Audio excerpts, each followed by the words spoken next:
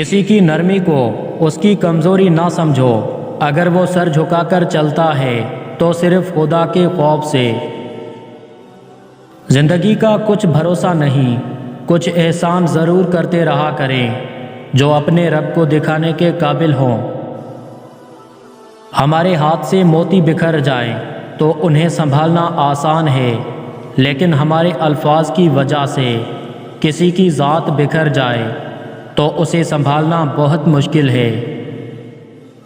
جو دوسروں کو اپنے قابل نہیں سمجھتے، حقیقت میں وہ خود کسی کے قابل نہیں ہوتے۔ مرد کو انا پرست ہونا چاہیے، کسی بھی عورت پہ ڈورے ڈالنا بھوکے درندے کی طرح اس کی تعریف اور خوشامد مرد کو کمتر اور گھٹیا ثابت کر دیتی ہے۔ زندگی ہمیں خوبصورت دوست دیتی ہے، لیکن اچھے دوست ہمیں خوبصورت زندگی دیتے ہیں۔ اگر آپ عورت سے محبت کرنا چاہتے ہیں تو آپ کو اس کا پاگل پن بھی برداشت کرنا پڑے گا۔ مرد وفا کرنے پر آتا ہے تو وہ کسی حالت میں عورت کا ساتھ نہیں چھوڑتا۔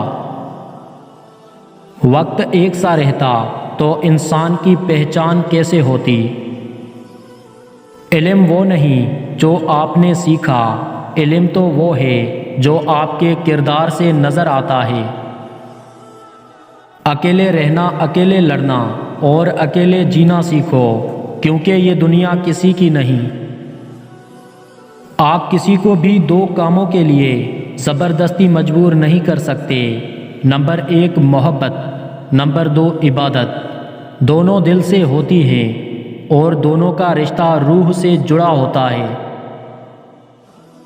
غصے کی حالت میں کبھی بھی برے الفاظ استعمال نہیں کرنے چاہیے، کیونکہ تھوڑی دیر میں آپ کا غصہ تو ٹھیک ہو جائے گا، لیکن کسی کو آپ کے لفظوں سے لگے زخم شاید پوری عمر نہ ٹھیک ہو سکیں۔